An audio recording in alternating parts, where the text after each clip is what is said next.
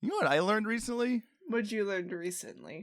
You know how okay, I want you to right now tell me 3 cool facts you know about possums. The North American opossum. Prehensile tail. They have one. Okay. They do. They sure do. So that's one. Give me another. Yeah. As marsupials, they have a lower body temperature than most placental mammals. Yeah, which also makes them immune to rabies. Mostly. I mean, Mostly. Who would I be if not an insufferable pedant?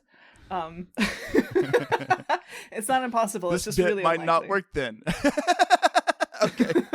Keep going. Give me another one. I feel like you're trying to bait me to talk about the tick thing, but that was debunked. Yeah. Hey, that's what I just learned, is that actually, nuh-uh. Yeah. So, Eric, real quick. yeah, you tell me about it then, since you're a fucking smart piece of shit. You tell me what you know about the not eating ticks Yeah, thing. man. Do you remember the umbrella episode where I asked you about umbrellas and you basically like said the whole thing about umbrellas? Yeah. Is this payback? How's it fucking feel? I don't like it. Actually, I do like it because unlike you, I like when my beloved sibling knows things. I just recently learned that that the reason that was believed is because they did a study, but they essentially did a study where they like fed a bunch of possums ticks, and we're like, "Yep, looks like they like to eat a lot of ticks." It's like, no. I mean, if you feed me nothing but candy corn, you can't assume that I like to eat candy corn. I just prefer candy corn over starving to death. Turns out you only eat candy corn, right? Barely. And so Barely, like they're like, no. but... Fuck you. I like candy corn. Okay, I guess somebody has to. Somebody's got to. Somebody's got to eat that. As a dad, it's my job to eat the bad candies. So like I'll jam down on candy corns or those weird orange putty squabs that they give us. Oh, the tooth removers. They're like, you would get yeah, it's either orange or black, and it was a flavor, and there's no real telling what that flavor was. It's probably that's dad property, man. It's probably taffy. It's liquor-ish. You know, it's something. It's pretty good. It's a pretty good one. I'll give you that one. Hey, Eric. That's pretty good. Yeah. All right. Do you eat the corn? Do you eat the candy corn cobs? Do I eat the... No, I feed those to the piggies. Put them in the backyard for the deer to eat. I learned that the same thing about the ticks and the opossums is true of the mosquitoes and the bats. I thought bats were like fucking mosquito vacuums. Are they not? And what they did is they put bats in a room with 50,000 mosquitoes and like, yeah, those fuckers love mosquitoes. That what surprises me. They mostly eat moths. I know. I mean, they do eat mosquitoes, but th're not like living on mosquitoes. Of course. They're living on your local moth population, and the mosquitoes are like an aperitif or just a little hors d'oeuvre before they get a mothy morsel. I feel like a mosquito would probably be a really good get for a bat. I feel like that's the bat equivalent of eating like a fruit gusher. Ticks Only are probably like vampire that too. Bat.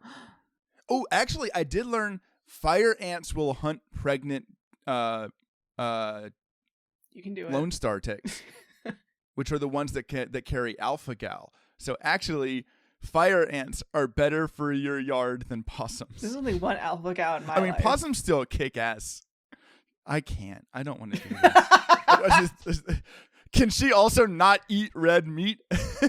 Can and does. Wink. Dude, I'm so scared of getting alpha gal. It's like in my top 3 fears. What are the other 2? I don't want to talk about it on the podcast because it's real and not funny. Okay, can I guess? Familial loss. What? Don't joke around. I know what they really are. Yeah. Hands eaten off by dolphins because they're jealous. Okay. Like everybody has. Yeah. I mean, I know it's not profound, but like we need to normalize these things. Okay. Normalize being okay with being scared of dolphins eating hands. Because they're jealous. Because they're jelly. Yeah. And the other one is dolphins eating your hands because they're hungry. Ooh, I'm sorry. What we were looking for was someone hacks my Pokemon home account and takes my living dex. So you were close. It's the dolphin thing and also my Pokemon collection. Biggest fears. It's those two and then a bite from a tick that makes it so I have to eat chicken and fish.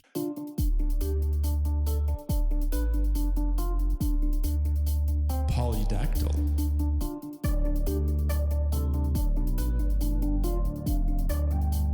Vociferous.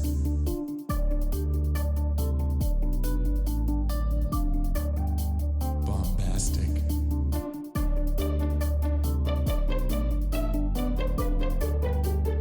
Rectangle. Big words for smart people.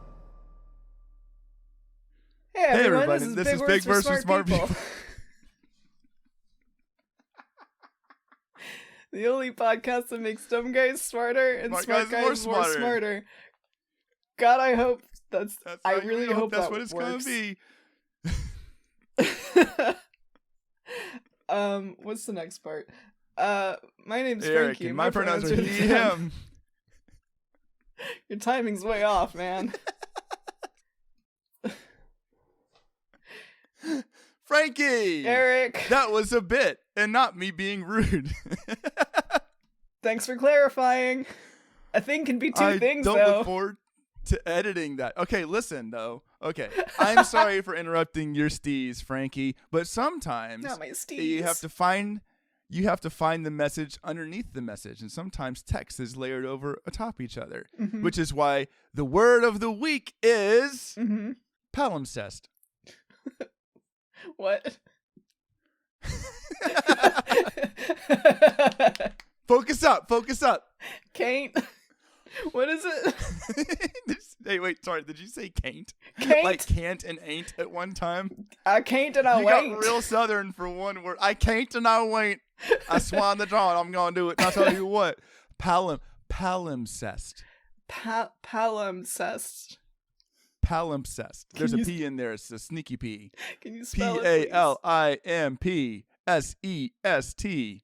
This feels like one of those Victorian words that they use in place of vagina. Nope, I'm thinking of pudendum. Oh, yeah, no, and this one's like an old Greek word. Oh, awesome. That means like vagina? Old. No, Dang. It's kind of like a vagina. It's writing material such as parchment or tablet used one or more times after earlier writing has been erased. Okay. So like... Okay. Yeah, go ahead. So like an Etch-a-Sketch. No, do it. No, it's like Etch-a-Sketch. If Etch-a-Sketches could get like picture burn in, where you drew something and you left it on there for a long, long time, and then you tried to write something else with it, so that the two things are layered on top of each other to varying degrees of like visibility. So like when you're playing Rayman on your Game Boy Advance on the front porch, and then you go inside to get some Cheez-Its, and then you get completely distracted because your third favorite episode of Fairly Odd Parents is on TV, and you forget that your Game Boy... Sorry, it's the one with Doug Dimmadome, Mona the Dimsdale Dimmadome. Abso-fucking-lutely. It's the Lemonade one. Okay. Where they wring out Cosmo like a damp sock over and over again. Which definitely didn't have any impact on my sexual proclivities as an adult. But you forget that your Game Boy Advance is out there, and Rayman is on the screen, and you just forget about it until your battery runs out like 4 or 5 hours later, and then when you go pick it up, Rayman is still there, even when you're playing Pokemon Emerald. You're playing Pokemon Emerald, but you can still see the faint outline of giant saxophones floating in the air over a blue background while a no arm, no leg bean man hangs out. Yes, but saxophone. Kind of. Okay. That was so hard. Do you have that still, or do I have it? I don't have it. Do you have it? Hold on. Damn, Hold on. That's a good game. This is good for podcasts. No, don't do this. I have so many things to do. This is not a visual medium whatsoever. I have it. It's right here. Ah, nice, dude. ASMR. Okay, so Frankie, shut up and listen to what a palimpsest really is. It's a real thing. It's actually kind of an interesting thing. This word comes courtesy of my wife, who knows more than I do. Thanks, sister-in-law. It comes from the Greek word palimpsestos, which pretty much means scraped again. So it's Originally, it was used by the ancient Greeks where they would write on wax-coated tablets using a stylus, and then they would wipe away the wax, and then write on it again, right? Kind Just of like an Etch-a-Sketch. Like an ancient Etch-a-Sketch. That's correct. The name took on the word took on a slightly different connotation when people started writing on more permanent, more rugged materials. So like parchment or vellum. Frankie, do you know the difference between parchment and vellum? Parchment is made of wood and vellum is made of hide. Kind of. Parchment is made from lamb, calf, or goat skin. Vellum is specifically calf skin, or it's just higher quality parchment. I know we think parchment, we think paper. Originally, it was skin. Paper would have been paper or like papyrus. And there are palimpsests on papyrus, but papyrus is a lot more fragile, and so like you wipe things out, and it's kind of like when you'd use an eraser in elementary school, and you just punch a hole through your paper, and now you don't have to take a test because you put a hole through the paper. Is that how it worked? Yeah, man. Oh man, I was doing it the hard way this whole time. It's not. That paper was really hard to erase, though. One time, I was really nervous when we were taking a standardized test, and I looked over at another student to see if I was supposed to put my first name or my last name in the box that was labeled last name because I was anxious about doing it wrong. And in my anxiety, copied their last name onto the paper instead. And I was like, uh-oh. That's not a good good sign. And it would not erase, dude. I did a bad job at my name and also cheating. Dude, that's a really bad sign. That's rough, right? I can see why we switched to parchment, though. It's a lot harder to rub a hole through a cuneiform tablet. Yeah, it's tough to erase a chiseled stone. Yeah, now, tell vellum, me about it. The listeners okay, don't know this, right. but I was just patting my huge biceps. Yeah. Frankie was just patting the bicep, and I can already see a bruise forming. Shut up! You be quiet. So, originally, like, older medieval texts, anything to write on was at a premium, right? You couldn't just go to the store and buy a pack of paper, especially like vellum, which, like we said, is made out of animal skin. So you wanted to use it. But you also wanted to write shit down. Yeah, dude. And so you would take a piece of vellum and be like, I don't need this anymore, and use milk and oat bran to wash away the text and write something new. That's basically Elmer's glue. Were they like silly puttying it, like Victorians getting the ash off of their walled paper? Yes, but there's actually the exact same thing, except that method, eventually the inks in the old text would resurface again. So it would look like you took your silly putty and you copied a newspaper, and then you copied another newspaper without rubbing it first. And so you just had two newspapers flat on top of each other. That secondary text is called scriptio inferior, which is the underwriting. Not very nice, but that's the underwriting. The underwriting is my C tier Marvel villain persona. Oh no, I meant I just go in there and I criticize all of the writing choices made by the current director, and that's my attack. And then I get punched by a Hulk. Good one. Really good one. Thanks, I meant more about Scriptio Inferior, I think is a really judgy name, but okay. Well, if it was Scriptio Superior, it would be the overwriting. So, well, that's a little presumptuous. In the later Middle Ages, they fair. stopped doing milk and oat bran and started using powdered pumice to literally scrape away the text. That's how you get and holes that was in your pretty paper. much permanent. That's how you get holes in your paper. Yeah. It also is a lot less interesting to historians because there's a whole branch of historicism. Historiology. There's a whole branch of historionomy where you're essentially trying to parse the underwriting that's bled back through text to figure out what was originally written. Because sometimes what was erased was like a grocery list. And sometimes what was erased was like the first ever legal text given to Roman like students of law. Really? And it was scribbled over and somebody wrote on top of it. Which I think is fascinating, right? Used to be like you would try to read it by eye. So I can imagine your entire job being to look at a piece of paper that has handwriting from the 5th century and the handwriting from the 12th century in 2 different languages, and they're overlapping each other, and you got to figure out what it's saying underneath. Were people really reusing a paper that's 300 years old? There's no way it was like pliable enough to be reused for that long, right? There is a New Testament palimpsest that the original one was written. The Old and New Testament were from the 5th century. It's called the Codex Ephraemi Rescriptus. And in the 12th century, someone scraped off all of the New Testament and wrote multiple tractates authored by Saint Ephraim the Syrian. So they're like, I'm only keeping Old Testament and this saint's nonsense. Here we go.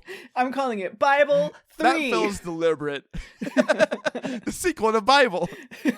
We got rid of all the that super lame sequel. shit. Jesus who? Yeah.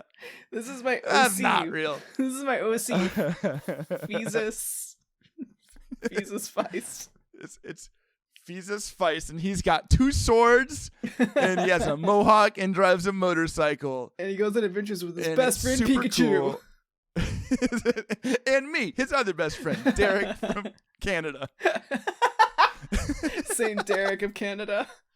Saint Derek of Canada, the 12th century saint that knows about motorcycles and Pikachus.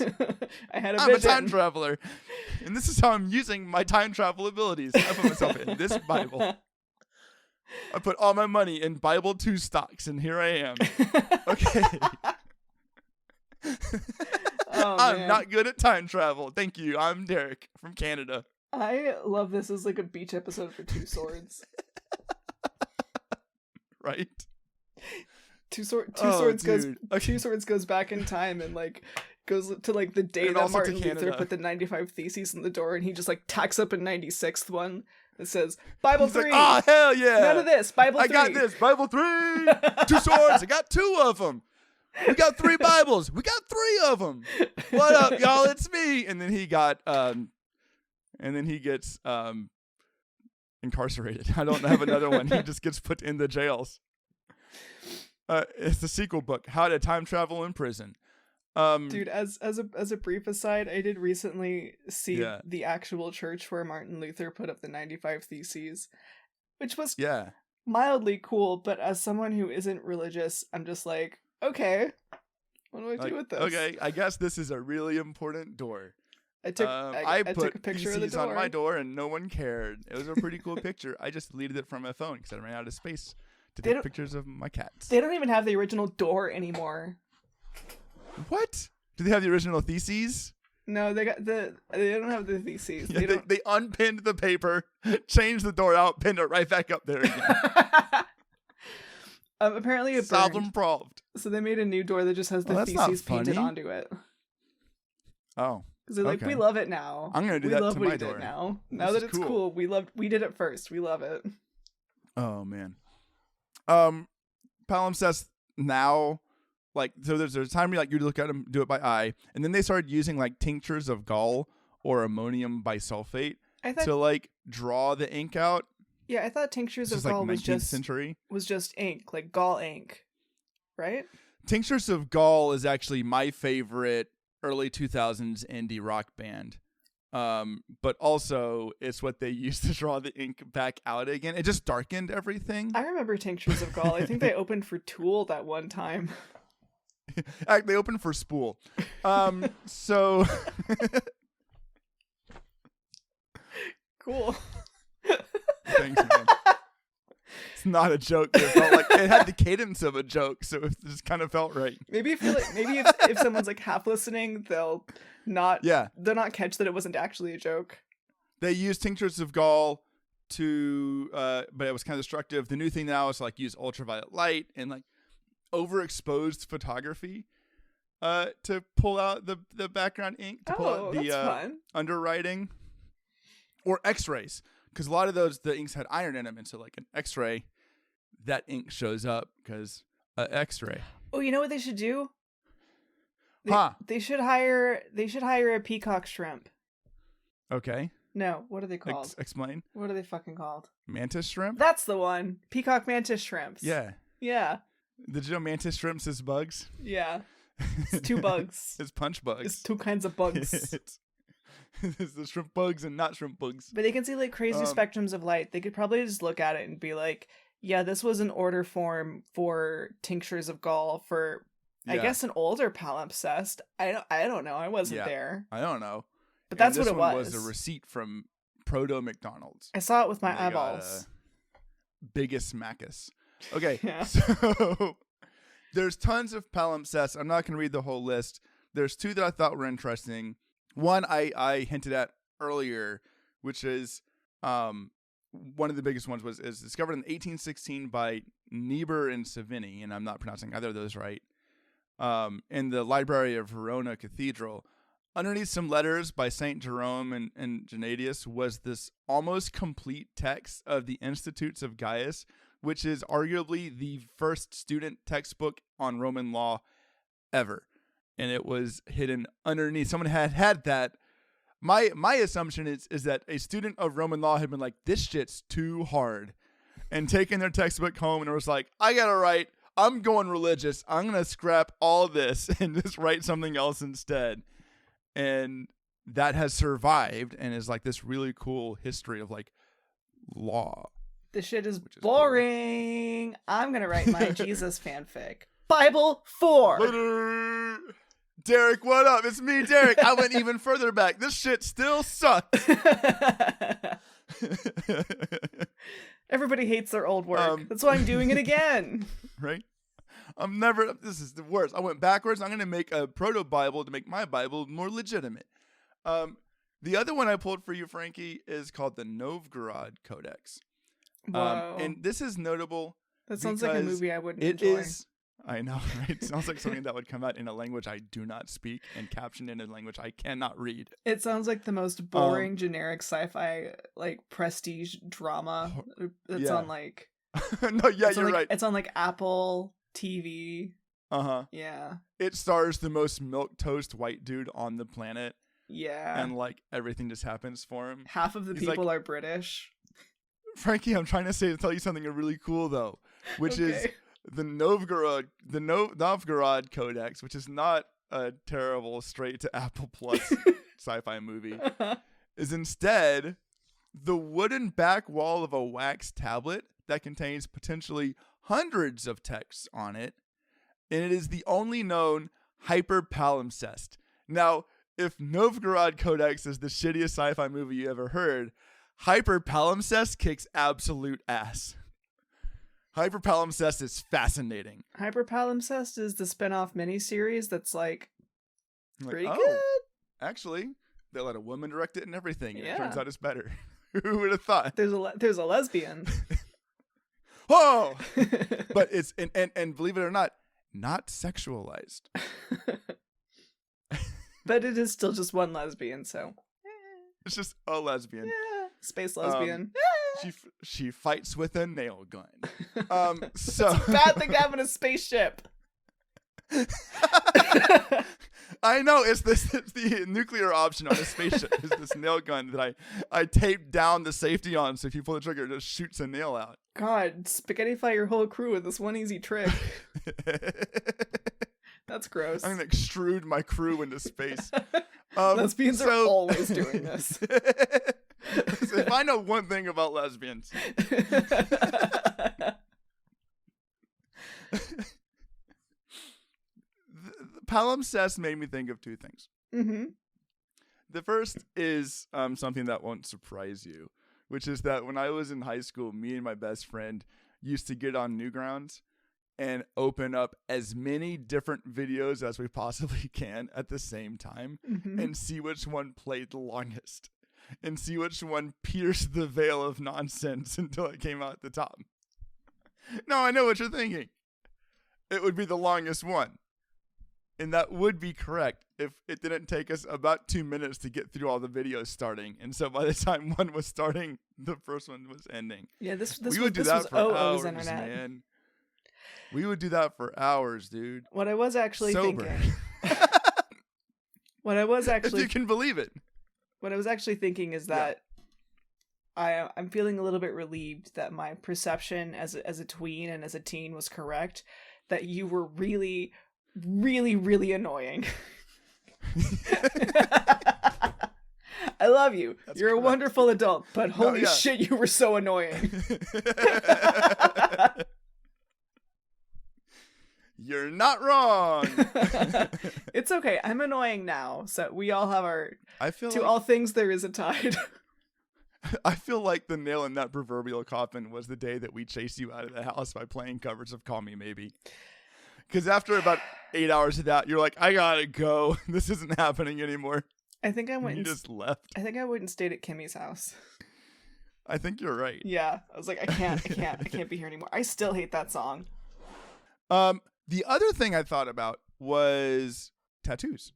Because if you have a tattoo you don't like, it's a lot easier and better, usually, and less painful to cover it up with a different tattoo that takes elements from the original tattoo, ideally, and like integrates that into something new. So like it's kind of like a palimpsest you put on your body. Did you see that one that's been making the rounds lately of a guy who has like a big shoulder tattoo of a girl named Vanessa, and then he covers it up with a portrait of Vegeta? No. It's really good. You know what palimpsests make me think of? What's that? How I learned to write cursive as an adult. Was it by copying other people's cursive? No, I was doing... Wait, you got to adult and couldn't do a cursive? Well, my handwriting is really bad to begin with, and I did, have to learn cursive in 3rd grade, but then, you never use it, so you forget how to do it, right? I'm at the point now where my cursive is better than my print. Yeah, makes sense. Once you get used to it, it's faster. It's faster. It's fun. I like writing in cursive. But I got started writing... mostly write in cursive. I got started writing Except in cursive. G. All my homies hate cursive G. Get out of here, it. cursive G. That's a good one for me. G and F are my favorites. Right. Yeah. This is a good one for me. I learned how to cursive when I was 30 years old. 26. I was doing a pre-med program because I had this insane idea for a little while that I wanted to be a doctor before I realized that I do not work that hard. I just don't, and I never will. Yeah, and I that makes sense about myself now. Yeah. For real. But I was taking a physics class, and I mean, oh no, dude, you could have done it. I'm just kidding. No, that's okay. No, I have no regrets. Me neither, man. I'm too squeamish. I do regret spending like $20,000 on a pre-med program. Oops. There's that. Oops. Oh well. You live, you learn. You live, you learn. You waste $20,000. It happens. Come see, come saw. But I was taking a physics class, and I've never hated anything ever in my life, class or otherwise. I've never hated anything more than I hated physics. Okay. It never clicked with me. I never understood it. I do not have a brain for physics. It just couldn't do it. Sure. So I'd be sitting in physics class. I'd be like taking notes, right? And then like anytime there would be like a break in the conversation or somebody was asking a question, I would journal in the margins of my notes in cursive. Okay. And then write over it again in cursive over and over again, so it wasn't actually like intelligible. It would just be like, I fucking hate this class. I hate cursive. I want to just fucking jump out of this window. I hate cursive. I can't do this. I don't want to be a doctor. I can't do physics. I can't do physics. What the fuck am I doing? Why am I in physics class? And I got really good at cursive doing that. And then you'd write over and over and over again so no one could look over your shoulder and read your exactly associative ranting. None of them could know I was drowning. So yeah, man. So if you want to, it's a cool word. Yeah. If you want to improve your cursive, that's the takeaway from this. I mean, your word, if you whatever. want to increase your cursive, take physics. Take a class that you fucking hate. Take a class that makes you feel worse than anything that's ever made you feel. Take a class that makes you cry and break down and dissociate, and you'll get really good at cursive. Actually, fun fact, that's what happened with that one dude with the New Testament. He was like, no, I'm writing over this. This is the worst.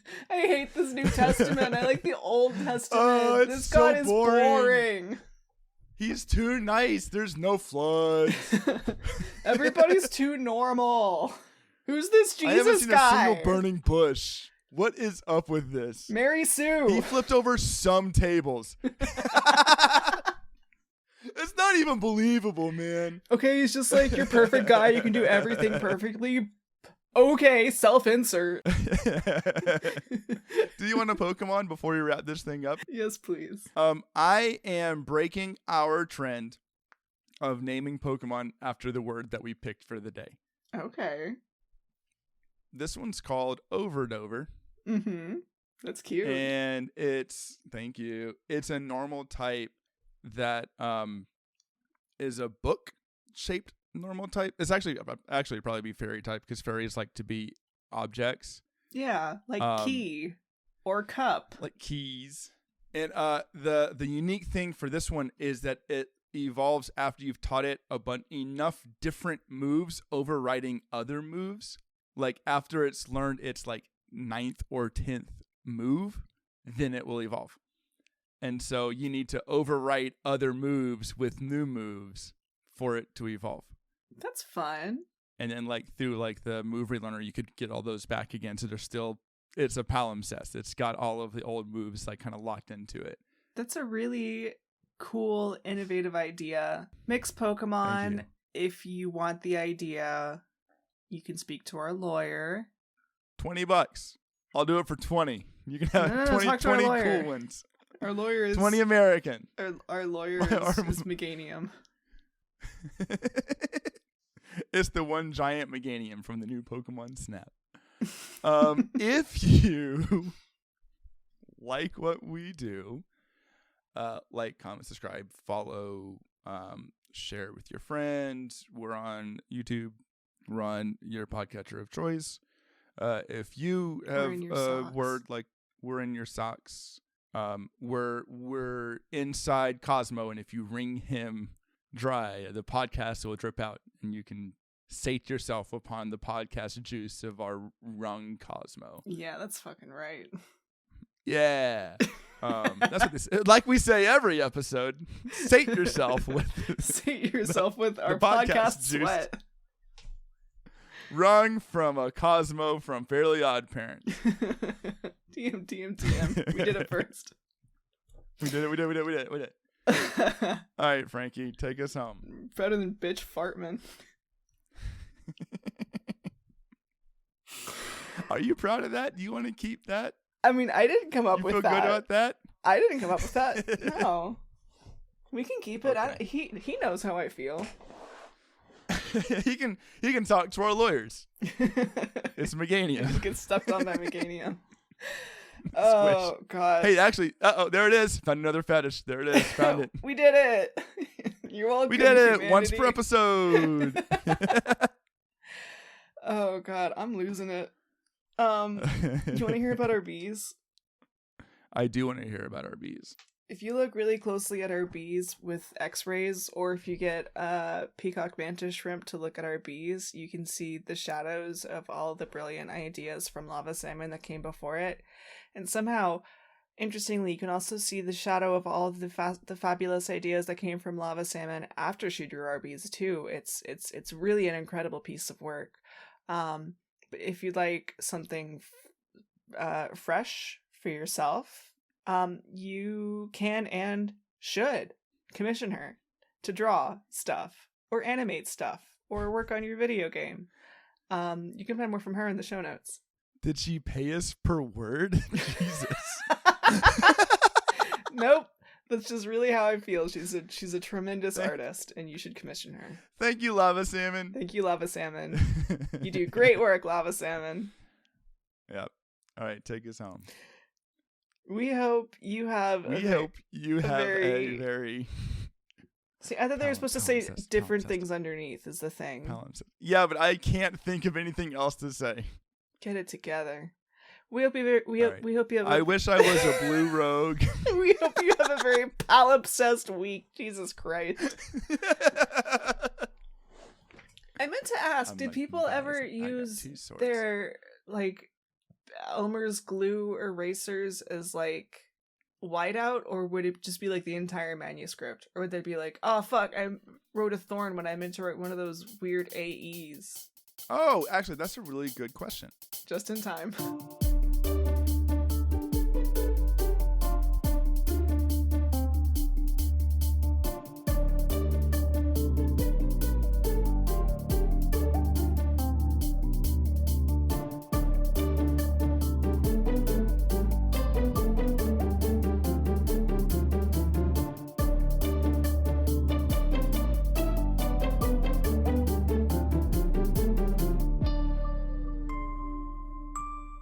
We gotta go!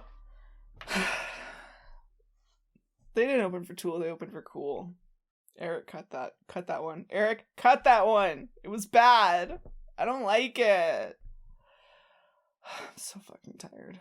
I'm just gonna drink some water. In a normal way. Everyone's gonna love it.